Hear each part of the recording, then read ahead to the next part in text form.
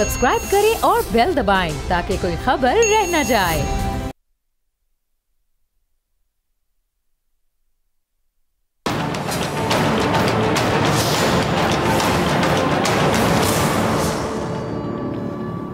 अस्सलाम वालेकुम नाज़रीन, मैं हूं डॉक्टर फ़िज़ा अकबर खान और मैं हूं पाकिस्तान और आप देख रहे हैं पाकिस्तान के सबसे बड़े न्यूज़ चैनल का नंबर 1 प्रोग्राम ऐसे नहीं चलेगा।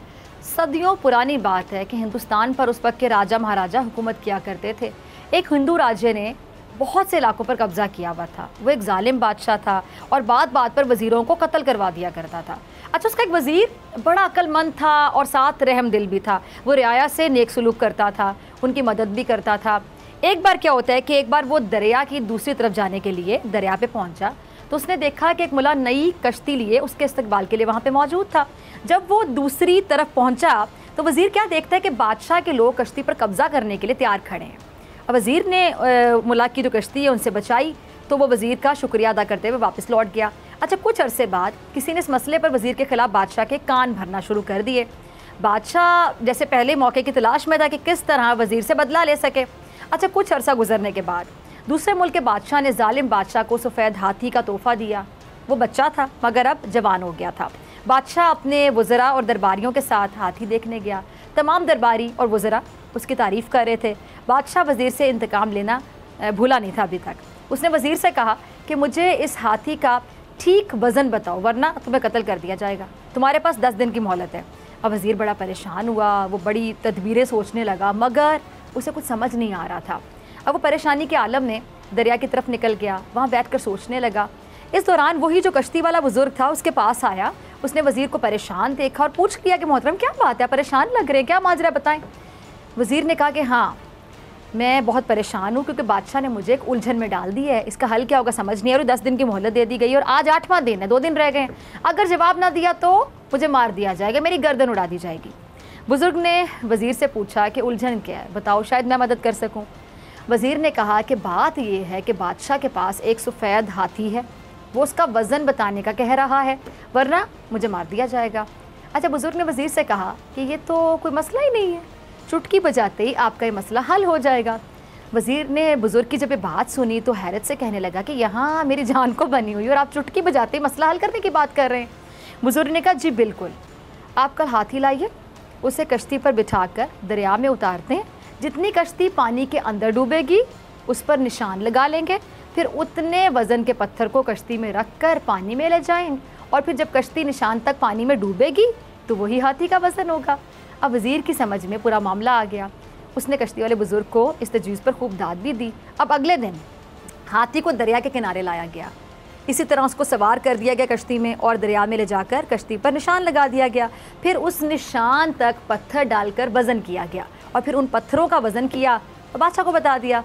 अब बादशाह बड़ा हैरान हुआ कि ये कैसे मुमकिन। जब उसे पूरा माजरा बताया तो बादशाह बहुत खुश हुआ, वज़ीर से बहुत ज़्यादा मुतासिर भी हुआ और वहीं पर बादशाह ने ना सिर्फ अपनी गलतियों का एतराफ़ किया बल्कि उसको इस बात का भी एहसास हो गया कि उसने वज़ीर से बहुत सारे मामलात में उसके बारे में वो गुमराही का शिकार रहा, लेकिन बहुत से मामलात में वज़ीर ने बादशाह की रहनुमाई की।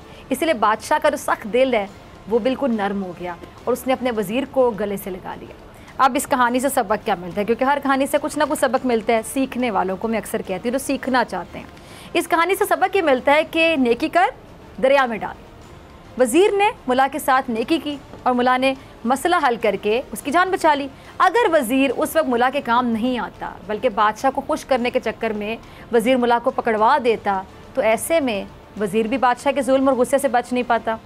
और किसी ने वाकई सच कहा है कि मामूली समझ कर जो की गई नेकी है ना, जो नेकी आप करते हैं, इंसान के मुश्किल वक्त में उसके सिर्फ काम नहीं आती बल्कि ढाल बनकर सामने खड़ी हो जाती है।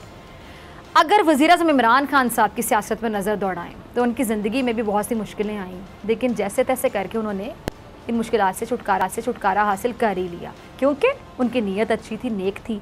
अच्छा, 92 का वर्ल्ड कप किसको भूल सकता है। वज़ीर-ए-आज़म साहब ने 92 के वर्ल्ड कप से पहले भी बड़ी अपनी पहचान बनाई, लेकिन जो 92 का वर्ल्ड कप था उसके बाद उनकी जो पहचान है उसमें बड़ा इजाफा हो गया। अब बहुत से लोग जो खान साहब से खुश नहीं हैं वो कहते तो यही है कि काश पाकिस्तान 92 का वर्ल्ड कप ना जीता और ना खान साहब इक़्तिदार में आते, लेकिन मेरा बात करने का मकसद यहाँ पे 92 के वर्ल्ड कप पर तबसरा करना बिल्कुल नहीं है, बल्कि 92 के वर्ल्ड कप पे ज़रा गौर कीजिएगा मैं कहना क्या चाह रही हूँ। 92 के वर्ल्ड कप में इमरान खान साहब का जो जज्बा था और उनका तवक्कुल, उस पर मैं बात करना चाहती हूँ कि कितना उनका जज्बा था, कितना तवक्कुल था। मैं अक्सर अपने प्रोग्राम्स में कहती हूँ कि इमरान खान साहब की नीयत बड़ी साफ़ है, वो अपनी आवाम के साथ शुरू से हमदर्दी रखते हैं और उनके साथ नेकी करना चाहते हैं, और इसी जज्बे के साथ वो खेल के बाद सियासत के मैदान में उतरे थे। बड़ी जिद्दोजहद की, मतलब 22 साल जिद्दोजहद को कम नहीं होती, उसके बाद जाके वो वज़ीर आज़म बने। अच्छा, अब सियासत की गहरी लहरों में जो तजर्बात के गौते खाकर मैं कहूँ कि बहुत ज़्यादा मेच्योर सियासतदान बने खान साहब, तो बिल्कुल गलत नहीं होगा। अब कहने का मकसद इतना कि 92 के वर्ल्ड कप में भी पाकिस्तान, आपको पता है, शिकस्त पर शिकस्त खा रहा था और ऐसा लग रहा था कि पाकिस्तान वर्ल्ड कप से बाहर हो जाएगा। फिर हुआ क्या? इमरान खान साहब की लगन और नेक नियति की वजह से पाकिस्तान वर्ल्ड कप जीता। अब खेल हो चाहे ज़िंदगी का कोई भी पहलू, इमरान खान साहब मुश्किलों में घिरते हुए और फिर उन्हीं मुश्किलों को शिकस्त देते हुए नज़र आए हैं। यानी मुश्किलों से खेलने का और निमटने का तजर्बा है इस बंदे को, जिनका नाम है इमरान खान साहब, जिस टाइम पे हमारे मुल्क के वज़ीर आज़म हैं। और जब इमरान खान साहब इक़्तिदार में आए थे तो आपको पता होगा कि आजमाइश, मुश्किलों ने इनका कितना पीछा किया, और यहाँ भी मुश्किलों ने उनका पीछा नहीं छोड़ा, बल्कि बहुत ज़्यादा मुखालिफिन, जितने मुखालिफिन इनके होंगे शायद किसी भी सियासतदान के आज तक नहीं होंगे। अब कभी मुल्क, आपको पता है कि हमारी इकॉनमी के हवाले से अगर मैं बात करूं, कितने मसाइल से दो चार रहा कि कभी मुल्क का डिफ़ॉल्ट होने का ख़तरा बढ़ गया, FATF की ब्लैक लिस्ट में मुल्क धकेला जा रहा था, फिर कोरोना, आपको पता है कोरोना ने भी कोई कसर नहीं छोड़ी, और फिर उसके बाद महंगाई। और महंगाई को हैंडल करना मेरे ख्याल से सबसे बड़ा चैलेंज है। इसने तो ऐसी दौड़ लगाई कि हुकूमत को इतना पीछे छोड़ दिया कि हुकूमत को 3 वज़ीर ख़जाना महंगाई को काबू करने के लिए बदलने पड़े।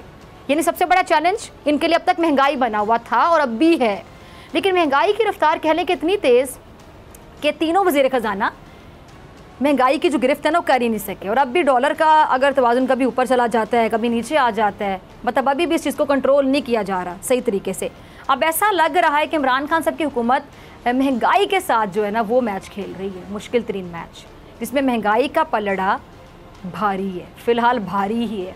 और इसके साथ साथ एक हकीकत ये भी, एक सच ये भी है कि अपोजिशन ने भी हुकूमत के लिए मुश्किलें कम करने की बजाय इन्हें गैर ज़रूरी तौर पर ना बढ़ावा देने की कोशिश की हुई है। अपोजिशन हुकूमत के लिए हर मौके पर कांटे बिछाती है और अभी भी बिछा रही है, और वज़ीर आज़म साहब इन कांटों से साफ बचकर निकलने की कोशिश में मसरूफ़ हैं। और अब भी आपको पता है कि मुल्क मुश्किल में है, अवाम परेशान है, लेकिन वज़ीर आज़म साहब को आप अगर देखें वो अब भी बड़े कॉन्फिडेंट दिखाई देते हैं, पूरी उम्मीद हैं, और साथ साथ वो आवाम को भी उम्मीद का दामन ना छोड़ने की तलकीन कर रहे हैं।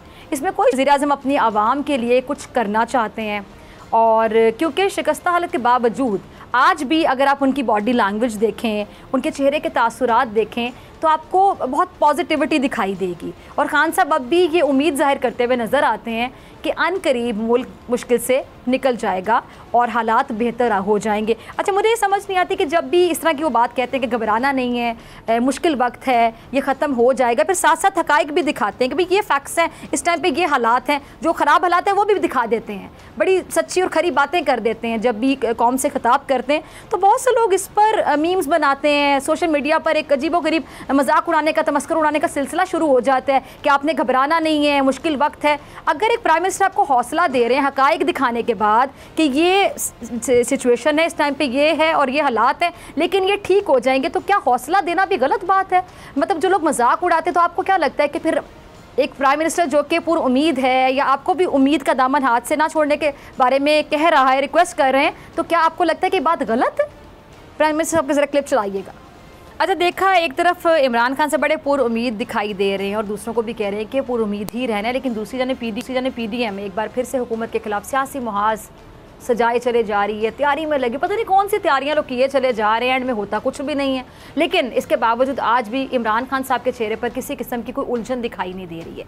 इमरान खान साहब अपोजिशन पे भरपूर अंदाज में वार करते हुए कह रहे हैं कि जी मैं 25 साल पहले जब पॉलिटिक्स में आया, सियासत में आया, तो मैंने उस वक्त भी यही कहा था कि इस मुल्क का सबसे बड़ा मसला करप्शन है। और वज़ीर आज़म साहब की बात का मतलब अगर निकाला तो सीधा सीधा मतलब बनता है कि अपोजिशन इदारों को मुतनाज़िर बनाकर अपनी करप्शन छुपाना चाहती है, पर्दा डालना चाहती है। और इमरान खान साहब ये कहते हैं कि जी अपोजिशन लोगों को ये बताने के बजाय कि जी पैसा कहाँ से आया, इदारों और पाकिस्तानी फ़ौज और अदलिया को मुतनाज़िर बनाने की पूरी कोशिश कर रही है। अब वो कहते हैं मुझे तो अपोजिशन बुरा भला कहती है क्योंकि मैं तो जालिम हूँ इनके नज़दीक, और अपोजिशन पर जो हर चीज़ पर ये जो बात करते हैं, लेकिन ये नहीं बताते हैं ये कि जो 4 फ्लैट्स हैं वो कहाँ से आए थे, पैसा कहाँ से आया था। अब इमरान खान साहब एक तरफ बड़े पुरुमीद दिखाई दे रहे हैं कि जी मुल्क मुश्किलात से निकल जाएगा, यानी वो मान रहे हैं कि मुल्क मुश्किलात में है, लेकिन वो कह रहे हैं कि मुल्क मुश्किलात से निकल जाएगा। अब यहाँ की अवाम खुद मुख्तार कौम बनकर रहेगी, ये भी उन्होंने कहा। और साथ ही वो अपने मुखालिफिन को एक पैगाम दे रहे थे, वो क्या था कि जी चाहे जो मर्ज़ी हो जाए, वो अपोजिशन के दबाव में नहीं आएंगे, उनको कितना भी प्रेशराइज़ किया जाए लेकिन वो नहीं दबाव में आने वाले। और इन्होंने एक बड़ी अहम बात ये की कि सियासी मुखालिफिन इदारों पर दबाव डाल रहे हैं लेकिन किसी किस्म की कोई ब्लैक मेलिंग नहीं चलेगी, मतलब ब्लैक मेलिंग का लफ्ज़ वो बाकायदा बोल रहे हैं। अब नाज़रीन, हुकूमत अपोजिशन के इदारों पर जो हमले करने की भरपूर अंदाज में मुज़ाहमत कर रही है, और पीपल्स पार्टी नून लीग और हुकूमत के दरमियान आप कह लें कि एम्पायर होता है ना, जैसे उस तरह का किरदार अदा कर रहे हैं। न्यूट्रल एम्पायर क्या कर रहा है कि बड़े मुहतात अंदाज में ये खेलते हुए दिखाई दे रहे हैं। अभी खुर्शीद शाह साहब का क्लिप होगा, ज़रा चलाइएगा, गौर कीजिएगा मेरी बात पे, क्योंकि बड़े नपे तुले अंदाज में वो इस हवाले से गुफ्तगू कर रहे हैं, नपे तुले अंदाज में। चलाइएगा क्लिप ज़रा। शाह साहब क्या कह रहे थे कि अगर साकिब निसार साहब की ऑडियो में ज़रा भी हकीकत नहीं है तो फिर साकिब निसार साहब को देर किए बगैर खुद इस मामले को अदालत में लेकर जाना चाहिए और इस मामले को सुप्रीम कोर्ट में चैलेंज करना चाहिए, और दूध का दूध, पानी का पानी करना चाहिए, या फिर सुप्रीम कोर्ट इस पर सुमोटो नोटिस ले। और अगर दोनों में से एक काम भी नहीं किया जाता, आगे क्या कह रहे हैं, तो फिर इसका मतलब इनके मुताबिक क्या होगा कि इस ऑडियो में सच्चाई है। और ये दुआ भी कर रहे थे, कह रहे मैं दुआ गूँ कि अल्लाह करे ये ऑडियो झूठ हो। अगर बड़ी अदालत के जज ऐसी सोच रखेंगे तो ये बड़ी ख़तरनाक बात होगी। खैर, खुर्शीद शाह साहब ने अपनी राय का इजहार किया, लेकिन अगर इनकी राय या तजवीज़ को साकिब निसार साहब मान लेते हैं और ख़ुद इस मामले को लेकर अदालत में चले जाते हैं तो मुमकिन है कि अपोजिशन इस पर भी शोर शराबा मचाएगी और क्या कहेगी कि इदारे इस पर भी असरअंदाज हो रहे हैं। अच्छा, साकिब निसार साहब ने वैसे क्या कहा कि वो सोच रहे हैं कि वो इस मामले पर किस तरह की कानूनी कार्रवाई कर सकते हैं, किस तरह की कानूनी कार्रवाई की जानी चाहिए। अगर वो कोई कानूनी कार्रवाई कर देते हैं तो फिर सारे शुकूक व शुबात वैसे ही दूर हो जाएंगे। लेकिन इस हवाले से माहिर कानून बैरिस्टर एतजाज़ एहसन साहब ने भी अपनी राय दी है, और बड़ी अहमियत की हामिल होती है उनकी राय, बड़ी अच्छी बात करते हैं हमेशा, बड़ी मैच्योर। उन्होंने क्या कहा कि जी अगर इल्ज़ाम लगाने वक्त है कि वो अपनी बात में सच्चे हैं तो वो इस ऑडियो को सुप्रीम कोर्ट क्यों नहीं लेकर जाते हैं।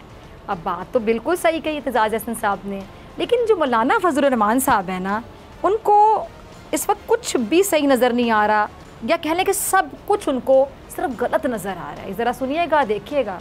मौलाना साहब क्या कह रहे हैं कि मुश्तरका इजलास में होने वाली जो कानून साजी है उसको मुस्तरद करते हैं, और वो ओवरसीज़ पाकिस्तान ने कोई पैगाम देना चाहते हैं कि अवाम हुकूमत के धोखे में ना आए, उनके लिए पार्लियामेंट में नुमाइंदगी के लिए राह हम खुद हमवार करेंगे। अच्छा मौलाना साहब, ये जो हुकूमत ने जो राह हमवार की है, आप कहते हैं वो गलत है, और आप जो करेंगे इसका मतलब है कि सिर्फ वही ठीक होगा, यानी यही कहना चाह रहे हैं ना आपके जो आपने किया वो सही है, जो कोई और करेगा वो शदीद गलत होगा। यानी अगर आप इस टाइम पे इक़्तिदार की कुर्सी में होते तो इलेक्शन भी बड़े शफाफ थे, इंतखाबात बहुत शफाफ थे, लेकिन चूँकि आप इक़्तिदार की कुर्सी पर नहीं हैं तो इंतखाबात भी मशकूक लग रहे हैं आपको पहले दिन से। अच्छा, मौलाना साहब ये कह रहे हैं कि जी वो बहुत दुखी भी हैं, मौलाना साहब बहुत दुखी हैं कि जिस तरह अदालत पर सवाल उठाए जा रहे हैं, और अदालत को अपने किरदार से अपने मुकाम को फिर से हासिल करना होगा। लेकिन हुकूमत ये कहती है कि अपोजिशन तो खुद अदलिया के किरदार को बेहतर बनाने की नसीहत किस मुँह से कर सकती है, जबकि खुद अदलिया के किरदार पर हमेशा ये कुछ ना कुछ तनकीद के नश्तर बरसाते रहते हैं, मशकूक बनाते रहते हैं, इदारों के किरदार को मुतनाज़ बनाने की कोशिश करते हैं। अदलिया के किरदार को अपोजिशन ने कभी वीडियो और कभी ऑडियो के जरिए खुद मशकूक बनाया, कोई कसर नहीं छोड़ी है। तो अब इस तरह की बातें किस तरह कर सकते हैं, ये तो दोहरा मयार है। अच्छा, मरियम नवाज़ ने भी साकिब निसार साहब की ऑडियो को लेकर आपको पता है कि बड़ी एक जारहाना प्रेस कॉन्फ्रेंस की थी। क्या कह रही थी वो कि जी जो साकिब निसार साहब हैं वो ये बताएं कि किसने आपको मरियम और नवाज शरीफ को सज़ा देने पर मजबूर किया था, और ये जो मंजर आम पर आने वाली ऑडियो है इसके साथ प्रोपेगेंडा शुरू हो गया। और मरियम साहिबा ने यह भी कहा कि जी नामवर अमरीकी इदारे से ऑडियो के फॉरेंसिक करवाई है, जिसमें अमरीकी इदारे का ये कहना है कि ये ऑडियो एडिटेड नहीं है। और जब ये ऑडियो सामने आई तो साकिब निसार साहब का कहना था कि ये उनकी ऑडियो नहीं है। अच्छा, बाद में एक चैनल की मदद से उन्होंने कबूल किया और कहा कि जी ऑडियो तोड़ जोड़ कर बनाई गई है, और बदकिस्मती से कह लें कि हमारे फ़ैसले इदारे देते हैं। और साकिब निसार साहब उन्होंने ऑडियो में कहा है कि इमरान खान साहब को लाना है तो नवाज शरीफ साहब को सज़ा देनी होगी और बेटी को भी सज़ा दी जाएगी। मरीम ने यह भी कहा है कि जी मैं इस ऑडियो पर प्रोपेगेंडा करने वाले चैनल को ही कहना चाहती हूँ कि वो जुमले बताएं जो वो छुपा रहे हैं और हमारी रहनुमाई करें कि ये जुमले साकिब निसार साहब ने किस तकरीर में कहे थे। और मरीम ये भी कहती हैं कि जी साबिक चीफ जस्टिस तो अपनी बेगुनाही में कुछ नहीं कह रहे, लेकिन हुकूमत जवाब देने के लिए हलकान हो रहे हैं। वो साकिब निसार के बेनकाब होने पर अपने गुनाहों से डरते हैं, जबकि हुकूमती वज़रा मरीम नवाज़ को ईंट का जवाब पत्थर से दे रहे हैं। ज़रा चलाइएगा फ़ारूक हबीब का क्लिप। जी तो फ़ारूक के कह रहे हैं कि अदलिया पर हमले आज भी जारी हैं, वो चाहे जाली हलफनामों की शक्ल में निकल आएँ, चाहे जज अरशद मलिक की जाली वीडियो की शक्ल में निकल आएँ, चाहे जाली ऑडियो टेप की शक्ल में अदलिया पर हमले किए जाएँ। मैं मरियम को चैलेंज करता हूँ, कह रहे हैं कि चैलेंज क्या करता हूँ कि अगर उनको वीडियो और ऑडियो पर इतना एतमाद है, इतना भरोसा है, तो उसको किसी अदालत में तो लेकर जाएं, उसको किसी रिकॉर्ड का हिस्सा तो बनाएं। और नून लीग ने हर तरह के झूठ बोले हैं, जाली सबूत अदालत में पेश कराए हैं, जाली ऑडियो जाली वीडियो अदालत में दी, लेकिन अगर नून लीग ने कुछ पेश नहीं किया तो वह रसीदें पेश नहीं की हैं, वो ज़राए पेश नहीं किए हैं जिससे लंदन के जो महलात हैं वो ख़रीदे गए। अच्छा, हुकूमती तर्जुमानों के मुताबिक मरियम नवाज़ का जो रवैया है वो शुरू से ही इदारों को मुतनाज़ बनाने वाला है और नून लीग ने इदारों को टारगेट करने के लिए बाकायदा एक टीम बनाई हुई है जो जाली सबूतों को बनाने में अपना किरदार अदा करती है। अब हुकूमत इस ऑडियो को जाली करार दे रही है। शेख रशीद साहब क्या कह रहे हैं कि अपोजिशन इंतहाई नालायक है जिसका सारा जोर वीडियो खेलने में लगा है। शेख साहब ने अपने मखसूस अंदाज में किस तरह ये बात की, ज़रा चलाइएगा। अरे जब भी शेख रशीद साहब से अपोजिशन के मुतालिक सवाल होता है ना तो बड़े वो कह लें कि ईजी होकर जवाब देते हैं और अपोजिशन की परफॉर्मेंस पर उसको हर बार नालायक और निकम्मा करार दे देते हैं। अब क्या कह रहे हैं कि पीडीएम 3 मीटिंग्स कर चुकी है लेकिन ये लोग किसी नतीजे पर नहीं पहुँच पाए हैं और कह रहे हैं जी हमारी बड़ी खुशकिस्मती है कि हमें इतनी निकम्मी और नालायक अपोजिशन मिली है। और कह रहे हैं जी अब ट्रेन जो अपोजिशन के हाथ से निकल चुकी है। अच्छा, ये महंगाई पे भी बात कर रहे थे शेख साहब और क्या कह रहे हैं कि जी चीनी की कीमत नीचे आ गई है और ये बात अब हर एक्सेप्ट करनी होगी, तस्लीम करनी होगी और जो बाकी अशिया उनकी कीमतें भी नीचे आ जाएंगी। आटे का भी इन्होंने जिक्र किया। अच्छा, इस पर ये जो आटे का भी जिक्र किया, ये चीनी की कीमत और महंगाई के हवाले से बात की, इस पर फवाद चौधरी साहब सईद गनी में बड़ी तकरार हुई है। पहले फवाद का क्लिप चलाइएगा फिर सईद गनी साहब का। पहले फवाद चौधरी को सुनिएगा। जी सुना आपने कि फवाद साहब ने क्या कहा, फिर जवाब में सईद गनी साहब ने क्या कहा और अगर इसको कंक्लूड किया जाए तो एक ही बात की, जो एक इधर से ईंट मारता है तो उधर से ईंट का जवाब पत्थर से दिया जाता है और फिर बाद में बड़े कह लगाए जाते हैं कि जी इसने ईंट मारी तो उसने पत्थर मारा, किसने ज़्यादा ज़ोर से मारा। ये हमारी सियासत में चल रहा है। अनफॉर्चुनेटली कहूँगी, अफसोस के साथ कहूँगी, बड़े दुख के साथ कहूँगी कि जो मुल्क के हालात हैं, महंगाई बढ़ती चली जा रही है, गरीब जो लोग हैं वो गरीब से गरीबतर होते चले जा रहे हैं, लोगों को 2 वक्त की रोटी तक नहीं मिल रही है, लोग परेशानी में घिरे हुए हैं। लेकिन लोगों की परेशानियों पे आगे इस तरह हो रहा है, सियासत में ये किया जा रहा है और ये ब्लेम गेम जो है ना, ये इसका सिलसिला जो ज़ोर पकड़ता चला जा रहा है, ये रुकने का नाम नहीं ले रहा। लेकिन ये जो वक्त है ना, अल्लाह के बंदो, मैं तमाम सियासी जमातों से मुखातिब हूँ, तमाम सियासतदानों से मुखातिब हूँ, ये सियासत इबादत है, इसको इबादत समझ के करें। ये जो ब्लेम गेम का वक्त है बिल्कुल नहीं है। एक दूसरे के साथ नेकी करें, भलाई करें, आवाम के लिए सोचें, पाकिस्तान के लिए सोचें, मसाइल का हल सोचें। मसाइल का हल जो भी होगा ये आप लोगों की हिकमत अमली स्ट्रैटेजी तय करेगी। लेकिन इतना मैं यकीन से कहती हूँ, जो ब्लेम गेम है, एक दूसरे पर तनकीद के नश्तर बरसाए जा रहे हैं, इसमें तो मसाइल का हल कभी भी नहीं हो सकता। ऐसे बदलेगी पाकिस्तान की किस्मत, ऐसे आएगी तब्दीली कि एक इधर से बात करता है, दूसरा उधर से बात करता है, एक ईंट मारता है, एक पत्थर मारता है। ऐसे नहीं हो सकता, ऐसे नहीं चलेगा। मजीद आप लोगों को खुद को बदलना होगा, खुद को बदलेंगे फिर बदलेगा पाकिस्तान। मिलते हैं ब्रेक के बाद।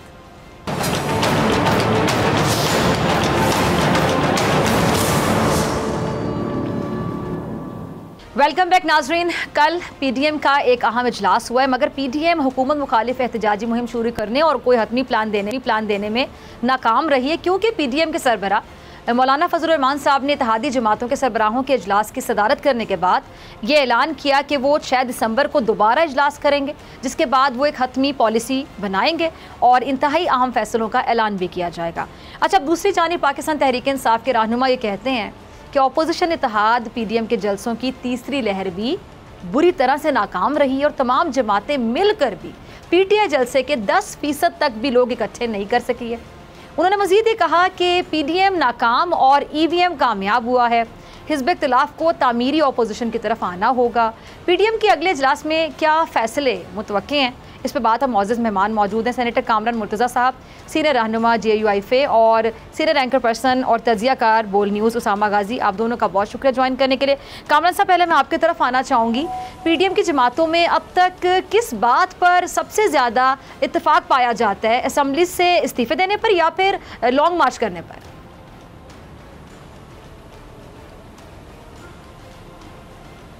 दोनों चीज़ों पे आप समझ लीजिए कि कोई ऐसा इख्तलाफ नहीं है, सिर्फ टाइमिंग के हवाले से कुछ चीज़ें तय होनी हैं और चूँकि फ़ैसले जो है वो हमसे ये कहा गया है कि आप कोई चीज़ बात नहीं करेंगे इस मामले में, तो ये आपने कहा कि उसके बाद 6 दिसंबर के बाद फ़ैसला होंगे। नहीं, ऐसा नहीं है, 6 दिसंबर से पहले फ़ैसले हो गए।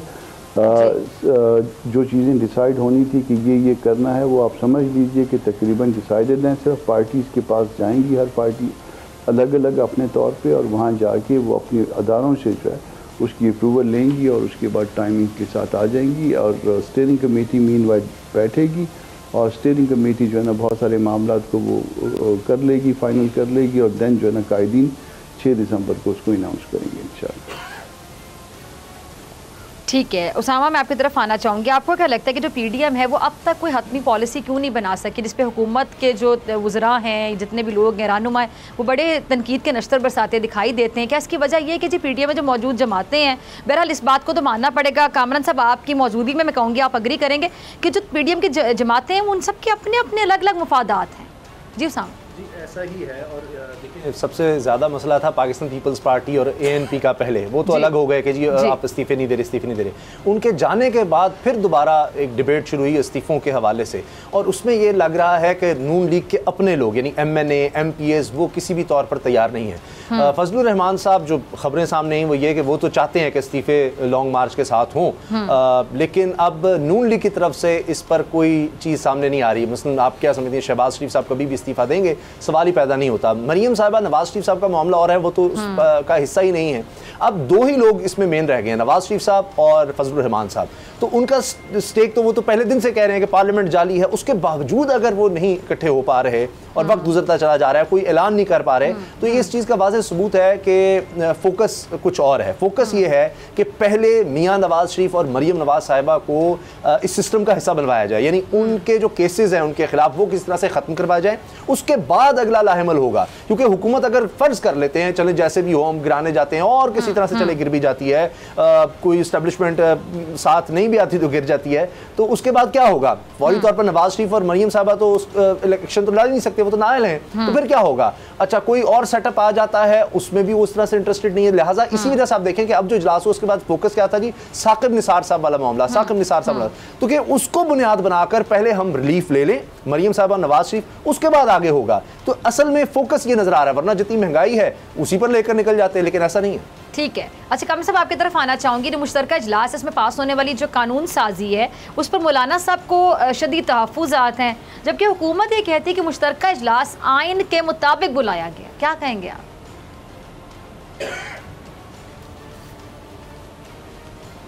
उसमें 1-2 चीज़ें पहले इससे क्लियर कर दूँ, फिर उसके बाद कानून साजी पे आ जाते हैं। आपने कहा कि हर पार्टी का मफाद, उसामा ने कहा कि हर पार्टी का मफाद अलग है। इसको थोड़ा सा हम इसको जो है ना इसको रीफ्रेज कर लेते हैं इस सेंटेंस को कि हर पार्टी का प्रोग्राम अलग है। मफाद की बजाय मफाद को मेरे ख्याल मुनासिब लफ्ज़ ना होगा। हर पार्टी का अपना अपना प्रोग्राम है और ज़ाहिर है वो अपने अपने प्रोग्राम के दायरे में आगे बढ़ना चाह रहे हैं। ठीक है जी। अब उसके बाद जो है ना वो कानून साजी की बात आपने की है। कानून साजी देखिए एक दिन में ये मेरे पास इस वक्त एजेंडा रखा है, जो इनिशियल जो एजेंडा था उसका, उसमें आप देखिएगा उसमें 60 आइटम थे, 60 को 2 पे डिवाइड कर दीजिए तो 30 हो जाएगा। फिर उसके बाद जो है ना एडिशनल भी आ गया, यानी सप्लीमेंट्री एजेंडा भी आ गया, तो तकरीबन जो है ना 33-34 बिल जो है ना वो उन्होंने निकलवाए हैं। अच्छा इसमें ऐसा है कि एक हाउस की तरफ से अगर फ़र्ज़ कर लीजिए कि एक हाउस ने पास किया है और दूसरे हाउस ने रिजेक्ट कर दिया है, या उसमें अमेंडमेंट्स जो है ना वो उन्होंने प्रपोज़ किए, तो आपने देखा कि इसमें किसी एक अमेंडमेंट को या किसी एक बिल पे या दूसरे हाउस ने जो कुछ भी उसमें कहा था उसमें कहीं भी कोई डिबेट नहीं हुई है, कोई उसको कंसिडर ही नहीं किया गया। तो एक हाउस जो है ना वो फेडरेशन को जो है ना वो रिप्रेजेंट कर रहा है आपका, एक हाउस जो है ना वो आपकी पॉपुलेशन को रिप्रेजेंट कर रहा है। यानी जो चीज़ जिस हाउस ने इस फेडरेशन को रिप्रेजेंट किया था उसको आपने आउटराइटली 2 मिनट में जो है ना फारिग कर लिया। तो इसकी इम्प्लीकेशंस जो है ना वो समझने की ज़रूरत है। ये पाकिस्तान जो है ना वो 4 इकाइयों पे फिल वक्त 4 इकाइयों पे, और उसके बाद अगर फ़र्ज़ कर लीजिए आज़ाद कश्मीर वाला या कश्मीर वाला इशू या बल्तिस्तान वाला, तो वो इस वक्त जो है ना वो 4 इकाइयों पे आप इसको मुश्तमिल समझिए। मगर वो जो 4 इकाइयों पे मुश्तमिल हाउस है उसने या तो उसमें अमेंडमेंट्स तजवीज़ की थी, या उसको रिजेक्ट किया था, या किसी न किसी तरह से उसमें कुछ ना कुछ जो है ना या ऐड किया है या डिलीट किया है। तो उसमें जब हम जॉइंट सिटिंग में बैठे हैं, कहीं पे किसी एक ने उस किसी चीज़ को जो ना वो एग्जामिन किया है, किसी शख्स ने भी, वो जिस तरह से वो क्लाशनकोफ से फायरिंग की जाती है उस तरह से बाबर अवान साहब जो ना जल्दी जल्दी पढ़ लेते थे और उसके बाद जल्दी जल्दी में, तो अगर इस तरह से कानून साजी होनी है तो ये दस्तूर की मंशा के ख़िलाफ़ है। दस्तूर आपका उसके दो हाउसेज हैं, दोनों हाउसेज जो ना वो साथ साथ हैं, मासवाए जो ना ये मनी बिल के या कुछ मतलब जैसे प्राइम मिनिस्टर जो ना वो एक हाउस से नहीं आ सकता और दूसरे से आ सकता है, तो मासवाए जो ना वो चंद बातों के बाकी रिमेनिंग जो ना वो आपने उस हाउस को इक्वल किया हुआ है, या बल्कि एक हाउस को तो कंसेप्चुअली जो ना आप उसको अपर हाउस कहते हैं, मगर अपर हाउस के साथ आपने क्या किया, वही जो आप बड़े भाई के साथ करते हैं, यानी वही हाल हमने किया जो हमने मशरकी पाकिस्तान का मुश्तरका पाकिस्तान में किया था, मुत्तहदा पाकिस्तान में किया था। तो अगर इसी तरह के मामलात करते रहेंगे तो इसके फिर नताइज भी जो ना खुदा न खास्ता उसी तरह के निकलते हैं।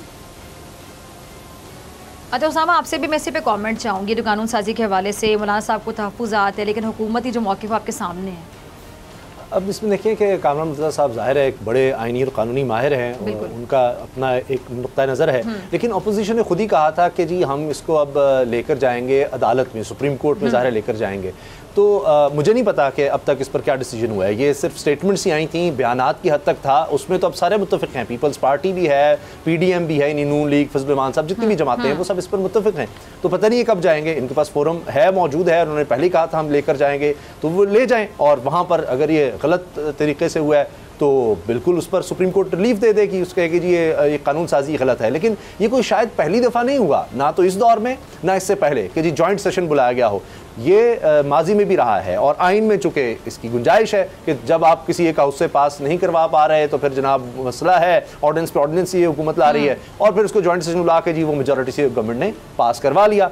अब अगर इसमें कुछ गलत है तो माजी में भी हुकूमतें करती रही हैं, ये हुकूमत भी कर रही है, सुप्रीम कोर्ट का फोरम मौजूद है, वहाँ पर ले जाएँ। लेकिन मुझे लगता है कि शायद लग रहा है या इनको भी बताया जा रहा होगा कि जी ये काम मुश्किल हो जाएगा, शायद इसी वजह से डिले करें, वरना तो अब तक सारा मामला ले जाया जा चुका होता सुप्रीम कोर्ट में, अगर इतना ही ये सीधा है मामला कि जी इतनी ही खिलाफ वर्जी कर दी गई है आइन और कानून की। ठीक है, अच्छा अब ये मामला भी ज़रा सीधा नहीं दिखाई दे रहा। कामना साहब आपसे समझने की कोशिश करूंगी, फिर ये सवाल लेकर उसामा आपकी तरफ आऊँगी। कुछ तजिया निगारों का ये कहना है कि जी PDM में जो मौलाना साहब और नवाज शरीफ साहब, इनमें जो नवाज लीग में इस बात पे इख्तिलाफ है कि जी नवाज शरीफ साहब वापस आएँ और खुलकर मुकाबला करें, और सिर्फ फजल रहमान साहब को एस्टेब्लिशमेंट के खिलाफ इस्तेमाल ना किया जाए। तो कामरान साहब ये बात बिल्कुल सही है। वैसे अगर इस तरह का मुतालबा किया जा रहा है तो मेरे ख्याल से गलत मुतालबा तो नहीं है, आना चाहिए नवाज साहब को वापस। जी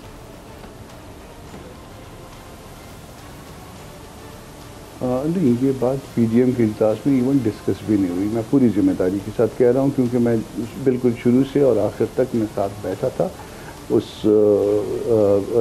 अपना मीटिंग में मौजूद था, तो कहीं किसी ने इसको डिस्कस नहीं किया। इनफैक्ट ये जो ना ये बिलावल की और पीपल्स पार्टी की उस वक्त की जो ना वो थी, या फिर किसी ने जो ना शरारत की होगी या शोशा छोड़ा होगा, आप इसको पीपल्स पार्टी का जो ना वो बयानिया कह सकते हैं। जब उनको जब सख्त उस बात के लिए कहा गया तो उनका भी नवाज शरीफ वापस आए, उसके बाद जो ना फिर हम सब मिलकर चलेंगे। कल ये बात नहीं हुई है। एक बात मेरे भाई ने उसामा ने की कि उसमें कहा कि जी वो सुप्रीम कोर्ट में जो जाना जो ना वो हमने अभी तक तय नहीं किया। उसमें ऐसा है कि आम इतना छोटा मामला नहीं है, जैसे मैंने पहले अर्ज़ किया थी, तकरीबन 3 दर्जन के बिल लगभग जो ना ये कवानीन है। 3 दर्जन के लगभग कवानीन को आपने एग्जामिन करना है, और कोई कह दे कि जी मिनटों में हो जाएगा और मुमकिन नहीं है। अच्छा, उसमें फिर और बातें आपने उसको ये बिल तो पास हो गए, उसमें जो आप सिर्फ अदालत में वो चीज़ें लेके जा सकते हैं जो आर्टिकल 8 के टेस्ट पे पूरी उतरती होंगी। यानी सुप्रीम कोर्ट में ले जाने के लिए आपने आर्टिकल 8 को सामने रखना होगा और 184(3) को भी सामने रखना होगा। ठीक है ना जी, वो बहुत सी बातें तो गलत होंगी, मगर मुमकिन है कि वो आर्टिकल 8 के टेस्ट के ऊपर पूरी नहीं उतरती हों।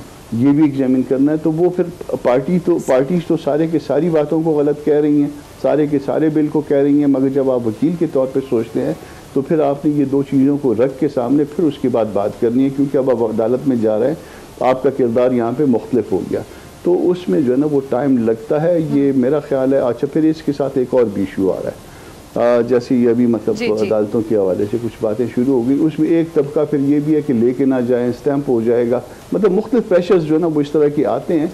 हालांकि हम अदालत में ले जाने के हामी हैं और उसमें वो चीज़ों को वो कोशिश कर रहे हैं कि वो मामले जो है आइडेंटिफाई कर लें जहाँ पे जो है वो बात हो सकती है, या ये भी सोच रहे हैं कि सुप्रीम कोर्ट मतलब बहुत सी बातें हमारी सियासी तो हैं मगर वो आर्टिकल 8 के उसके ऊपर जो है ना वो शायद पूरी ना उतर रही हो, तो सुप्रीम कोर्ट बार पहले चले जाए क्योंकि वो प्योर जो है ना वो कानूनी बात करेगी, हमारी कानूनी के साथ साथ सियासी बात भी शायद उसमें शामिल हो जाएगी। जिस तरह से मैं कहता हूँ कि एक हाउस जो है वो वफाक को रिप्रेजेंट करता है और वफाक को उसमें नज़रअंदाज किया गया, तो ये सारी बातें जो है ना ये देखने की, सोचने की, समझने की है और इसमें पीपल्स पार्टी अपने तौर पे वो कर रही है, नून भी कर रही है, हम भी हैं, तो ये इंशाल्लाह ताला जल्दी आप इसमें देखेंगे मामला आगे बढ़ेंगे। ठीक है उसामा, मैं आपकी तरफ भी यही सवाल लेकर आना चाहूँगी कि वाकई ऐसी कोई बात नहीं है, और जब अक्सर पूछा जाता है तो फिर कहा जाता है नहीं ऐसी बात नहीं है, तो फिर जो बात नहीं होती वो निकलती कहाँ से है? अच्छा अब देखें होता ही है कि एक ऑफिशियल स्टेटमेंट होती है जिस तरह कामरान साहब जो कह रहे हैं, ठीक है, एक वहाँ पर जो बातें होती हैं कोई ना कोई बाहर बता देता है, जिस तरह फजलुर रहमान साहब नाराज़ तो हैं कि मुझे ही लगाया हुआ आगे, यानी जितनी स्ट्रीट पावर इस्तेमाल कर रही है फजलुर रहमान साहब ही रखे हुए हैं इसके काम के लिए कि जनाब वही लेकर आएंगे बच्चों को दीगर जगहों से। कितना किया अब तक नून लीग ने, आप देख लीजिए कितनी बाकी पार्टीज की पार्टिसिपेशन कितनी है, वो तो आप देख लेना, जो अब कहीं भी आप देखते हैं जलसा जुलूस कहीं भी होता है कराची में भी। मुझे यहाँ पे मौलाना सबसे हमदर्दी आपको भी होगी कि जाहिर बात उन्हीं को आगे लगाया हो आपने, तो वहाँ पे जस्टिफाइड है कि वो आप भी आगे लगे ना। देखिए मौलाना साहब अपनी मर्जी से कर रहे हैं, ऐसा तो नहीं, वो बेशक अपनी मर्जी से कर रहे हैं, मुझसे और आपसे ज्यादा समझ है, मुझे कुछ बातों में खिलाफ होगा, लेकिन जहाँ पे यहाँ पे बिल्कुल जस्टिफाइड है कि भी आप भी साथ लगे ना, मुझे क्या यूज करने के लिए रखा हुआ है? ये तो बड़ी दफा हैंड में किया उनके साथ, बड़ी दफा हाथ हुआ है। हाँ जी, पेशावर में है तो उनकी जिम्मेदारी है जी, कराची में है तो उनकी जिम्मेदारी है, तो नून लीग पंजाब में क्या कर रही है, क्यों नहीं लोगों को निकाल रही है? यहाँ पर क्यों नहीं कर रही? इत्तेहाद का नाम है कि इत्तेहाद है जी, और अब ज्यादा जरूरत है, अब ज्यादा जरूरत है। अगर आपने मोमेंटम बनाना है, आप कह रहे हैं जनाब ये साकिब निसार वाला मामला, इस पर जनाब अब इसको भरपूर पजीराई दी जाए, इस पर सारा कुछ किया जाए, तो फिर आप खुद कुछ करें ना। फजलुर रहमान साहब को आपने सिर्फ वो बनाकर जनाब सरबराह हैं जी पीडीएम के, और उसके बाद कुछ भी नहीं। हर दफा इनके साथ यही होता आ रहा है जब से इलेक्शन हुए हैं, उसके अलावा कुछ भी नहीं कर रहे, सिर्फ उनको नाम सदर बनाने के लिए जनाब नाम दे दिया, आपको पता है जी वो बन नहीं सकते। इसी तरह से कहीं भी उनके बेटे के लिए जनाब आप स्पीकरशिप के लिए आ रहे हैं, बन नहीं सकते, तो वहां पर जहां कुछ नहीं बन सकना जी मौलाना साहब आप आगे हो जाए, वही पीडीएम का सरबराह बना दिया कि यहाँ तो कुछ बन नहीं सकता। बिल्कुल कामरान साहब, बहुत शुक्रिया आपके वक्त के लिए। उसामा गाजी मेरे साथ मौजूद है, ब्रेक के बाद पेट्रोलियम डीलर्स एसोसिएशन अब्दुल समी खान भी मेरे साथ मौजूद होंगे। बात करेंगे जी जो कल की तारीख में कहा जा रहा है कि सुबह 6 बजे से पेट्रोल पंप्स मुल्क भर में बंद होंगे, इस पर तफसीली बात करेंगे ब्रेक के बाद।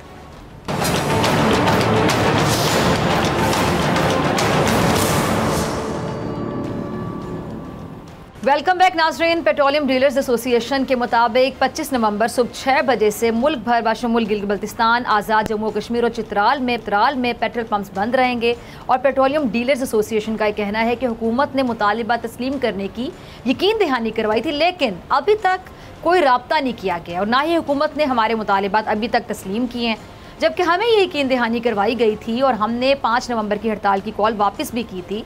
और इनका मज़ीद ये कहना है कि जी हुकूमत ने यकीन दहानियों पर कोई अमल दरामद नहीं किया और अब जब तक डीलर मार्जिन 6% नहीं किया जाता हुकूमत से मुज़ाकरात भी हम नहीं करेंगे। अच्छा, दूसरी जानिब वफाकी हुकूमत वफाकी वज़ीर तवानाई हमाद अज़हर साहब ने अपनी ट्वीट में बताया है कि जी हम पेट्रोलियम डीलर्स एसोसिएशन के साथ मुसलसल राब्ते में हैं और उनके मार्जिन पर नज़रसानी के हवाले से समरी ICC में पहले से पेश की जा चुकी है। अब इस हवाले से आइंदा इजलास में फैसला भी किया जाएगा, ऐसा कहना था उनका। इस सिचुएशन पर बात करें तो उसामा गाजी भी मौजूद हैं और chairman Pakistan petroleum dealers association Abdul समी खान साहब, आपके वक्त का भी बहुत शुक्रिया। अब्दुल समी खान साहब, आपकी तरफ आना चाहूँगी। सबसे पहले आप तालिबात के बारे में बताइएगा और ये जो आपको डीलर मार्जिन 6% तक चाहिए, आवाम के लिए बताएं कि इस 6% मार्जिन का मतलब क्या है?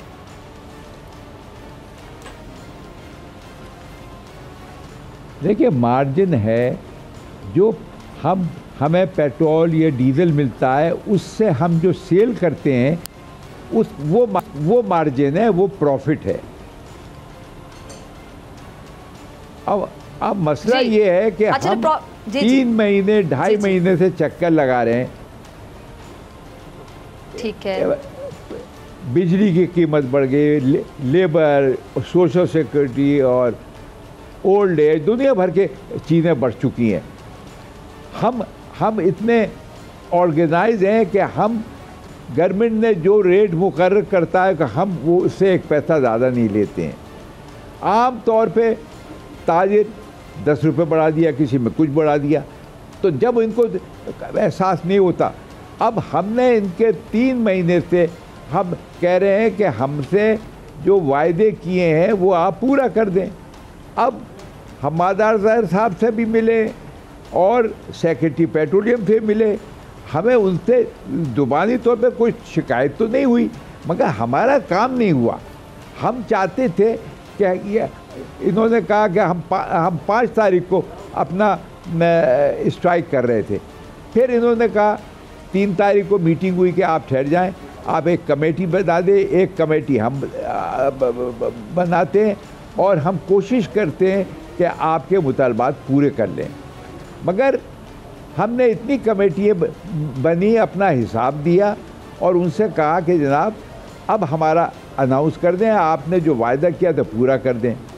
इन्होंने हमें तो कुछ नहीं बताया, ये कहते हैं हमने ईसीसी को प्रॉफिट भेज दिया है। अरे कितना प्रॉफिट है हमें कुछ इल्म नहीं है, हमारे 6% हमने मांगा था और उसका भी हमें इल्म नहीं है। अब जो कह रहे हैं मज़ाकरात हो रहे हैं, हमारे से तो मज़ाकरात कोई हुए नहीं, सब हमने दे दिया इनको अपना कि हमारा ये खर्चे हैं। ये एक हमारा एक इनसे माहिदा था कि जैसे इन्फ्लेशन बढ़ेगा हमारे प्राइसेस बढ़ती रहेंगी। तो 2 साल में इन्होंने 20 पैसे बढ़ाए थे और हमारा अखराजात बहुत ज़्यादा बढ़ गए। अब हम मजबूर हैं, मेरे डीलर जो हैं वो कहते हैं कि साहब हम ये कारोबार नहीं कर सकते, आप गवर्नमेंट से कहें कंपनी को इजाज़त दे, जो हमारी लीजेज हैं हमारी कैंसिल कर दें, हम अपना दूसरा काम करते हैं। हमने ये भी उनके वहाँ कहा। अब बात ये है कि अब ये उधर से ये आ रही है कि हमारे मज़ाकरात हो रहे हैं या हमने ईसीसी में भेजा है। आपने क्या ईसीसी में भेजा है हमें तो बताएं, हमें तो कुछ पता नहीं है। और हमें अगर ये मामूली मुनाफा देंगे तो हम तो उसको एक्सेप्ट नहीं कर सकते। ठीक। अच्छा समी साहब, इससे पहले मैं उसामा गाजी की तरफ जाऊं, मुझे सिर्फ इतना बता दीजिएगा कि आप लोगों ने जब 5 नवंबर की हड़ताल की कॉल वापस ली थी तो हुकूमत की जानिब से जिसने आपको यकीन दहानी करवाई थी, किसने आपको ये यकीन दहानी करवाई थी? किसने वापस ली है? 5 तारीख को गवर्नमेंट ने हमसे मीटिंग करी इस्लामाबाद में, इन्होंने वायदा किया कि आप अपना हिसाब किताब दे दें, 5 की वापस आप ले लें कॉल, और हम 17 तारीख को फाइनल करेंगे। और 17 इसलिए रखी कि एक शनिचर इतवार आ रहा था तो उनका 10 दिन आप दे दें। हमने वो सब चीज़ एक्सेप्ट कर ली, मगर इसका ये मकसद नहीं है कि हमने उनकी कोई ऐसी चीज़ मान ली हो। हमने सिर्फ टाइम के लिए बढ़ाया था और हमने कहा था कि हम हिसाब जो 3 गवर्नमेंट की हमारी कमेटी बनी थी, हमने पूरा हिसाब दे दिया। हमसे हम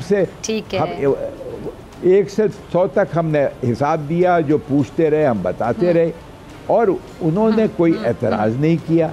हम तो फिर ये भी कहा कि जो ऑयल मार्केटिंग कंपनी अपने पंप चला रही है वो तो PSO गवर्नमेंट की है, आप उनसे मालूम कर लें कि भाई आपका कितना मुनाफा हो रहा है, तो हम उसको भी मानने को तैयार है। बात ये है कि इस तरीके से हमारे डीलर बहुत परेशान हैं और उन्होंने हमसे कहा है कि साहब अब हम ये कारोबार नहीं कर सकते। ठीक है। अच्छा उसामा, मैं आपकी तरफ आना चाहूँगी। आपने अब्दुल समी साहब को सुना। अब ये जो सिचुएशन है, सूरत हाल है कि इस बहरान के पीछे उसामा आपको लगता है कि हुकूमत की लापरवाही है या फिर ये जो 6% डीलर मार्जिन वाली बात है मौजूदा हालात में, क्या ये वाकई एक नाजायज़ मुतालिब है?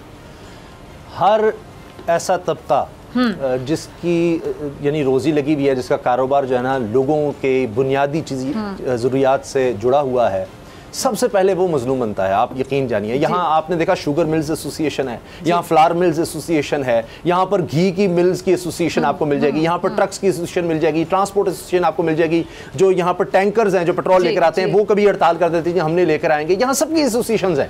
मुझे बताएं, जो यहाँ पर अवाम है, गरीब हैं, आप कहते हैं जी 60% लोग यहाँ पर गरीब है, यानी 12-14 करोड़ आदमी यहाँ पर गरीब है, गरीब, उसकी कोई एसोसिएशन कभी सुनी आपने कि चले जी ये बढ़ा देंगे जी, हमारा 6 रुपए कर दें, अब वो चलो जी 150 तक लीटर पहुंच जाए, 1.5 से ऊपर चला जाए, वो गरीब क्या करेगा आप मुझे बताएं। जो लोग मैं खुद जानता हूं कि गाड़ी से बेचारे मोटरसाइकिल पर आ गए, अब वो क्या करेंगे आप मुझे बताएं, फिर अब साइकिल पर चले जाएंगे। इनके अपने मुतालबात है कि जी हमने अरबों रुपए का कारोबार किया या करोड़ों रुपए में पेट्रोल पंप लगता है, हमें उससे उतनी आमदन नहीं हो रही, हमारी आमदन जनाब नीचे चली गई क्योंकि बिजली बढ़ गई है। उस गरीब को मुझे बताएं वो कहां जाए, उसकी तो कोई एसोसिएशन भी नहीं है। ये तो हड़तालें कर देंगे, लेकिन मुझे नहीं लगता कल की हड़ताल को इतनी ज्यादा कामयाब होगी। पीएसओ के हैं, शेल और इसके अलावा टोटल उनका कहा जा रहा है जो ओन्ड है कंपनीज के, वो शायद खुले रहेंगे। लेकिन गरीब का क्या होगा मुझे बताएं। ये अपनी बढ़वा लेंगे, शुगर मिल वाले आते हैं, कहते हैं जी हमारा तो मार्जिन ही मार गया है, वो अपना जाकर कहते हैं फ्लोर मिल्स के साथ अभी कामयाब हो गए जी मुज़ाकरात, ये आज की मैं आपको खबर दे रहा हूं, उनसे कामयाब हो गए। गरीब से कौन मुज़ाकर, इस अवाम से कौन करेगा? क्या उस पर बोझ नहीं पड़ेगा या उस पर बोझ नहीं पड़ रहा? वो तो पिस रहा है ना, बिजली उसके लिए भी महंगी हो रही है, पेट्रोल उसके लिए भी महंगा हो रहा है, इनके लिए कारोबार करना मुश्किल हो रहा है, उनके लिए जीना मुश्किल हो रहा है, उनके लिए 2 वक्त की रोटी मुश्किल होती चली जा रही है। तो मसला ये है कि फिर उनके लिए भी सोच लें, जब इनके लिए बढ़ाएं तो फिर उनके लिए भी बता दें कोई कि वो क्या करें। ये तो कह रहे हैं जी कारोबार बंद करके चले जाएंगे, चलो अमीर आदमी है कारोबार बंद करेगा, वो यहाँ पर प्लाजा बना देगा या किसी को लीज पर दे देगा, कुछ और कर देगा। मुझे गरीब का बता दें हल, ये खुद बता दें। इसका जवाब में बल्कि मेरे ख्याल से अब्दुल समीर साहब आपने उसामा गाजी साहब का सवाल सुना, बड़ा अहम सवाल वो उठा रहे हैं, इसका जवाब मैं आपसे जरा चाहूँ। क्या बातें कह रहे हैं कि अमीर लोग हैं, हम तो लोअर मिडिल क्लास लोग हैं, और कुछ लोग होंगे जो ज़्यादा सेल है, और ये ब्लैकमेल करने का सवाल ही नहीं पैदा होता। हमारी ज़िंदगी में हमने बड़ा डिसिप्लिन रखा है, कोई ब्लैकमेल का सवाल नहीं है। हम जाते हैं इस्लामाबाद, जाते हैं मीटिंगें करते हैं, ब्लैकमेल थोड़ी कर रहे हैं। ये तो बड़ी गलत बात कर रहे हैं ये। तो सर गरीब आदमी कैसे पेट्रोल डलवाएगा? आप भी अपना चले, जो मार्जिन है आपसे नहीं कारोबार चल रहा, अब पेट्रोल पंप चले मान लेता हूँ गरीब आदमी लगाता होगा, वैसे तो पेट्रोल पंप किसी आम शाहरा पर ही लगता है, लेकिन उसके बाद जो पेट्रोल पंप से पेट्रोल और महंगा होगा उसका इंपैक्ट तो आएगा ना एक आम आदमी पर। आप मेरे पास आ जाइए, मैं आपको जिस पंप का आप कहेंगे मैं वहाँ लेके जाऊंगा और आप उसका हिसाब दिखा दूंगा। मैं खाली बात करने से तो नहीं होता ना। हम इतना बड़ा स्टेप लिया है, हमें खुद तकलीफ है कि लोगों को तकलीफ हो रही है, मगर हम इतना बड़ा स्टेप ले नहीं सकते। कोई हम वो ये तो नहीं है टैंकर आके खड़े कर दें, रास्ते बंद कर दें। हमने तो कोई ऐसा इक़दाम नहीं किया, जुलूस नहीं निकाला, कुछ भी नहीं किया हमने। मादसा साहब ने कहा है कि जी मार्जिन पर नजरसानी के हवाले से जो समरी है वो ईसीसी में पहले से पेश की जा चुकी है ऑलरेडी, और इस हवाले से आइंदा इजलास में फैसला भी किया जाएगा। तो क्या आप लोग तब तक पेट्रोल पंप बंद रखेंगे?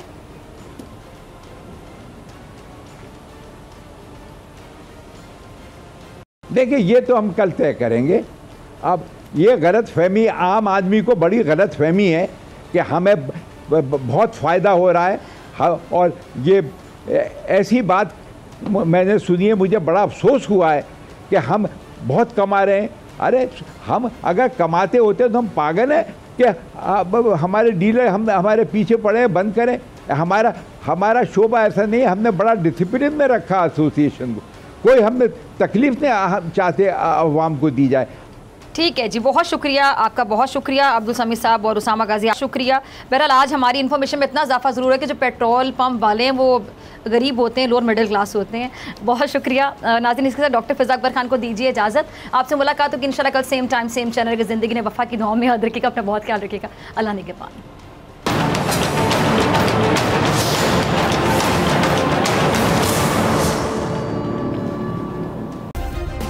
सब्सक्राइब करें और बेल दबाएं ताकि कोई खबर रह न जाए।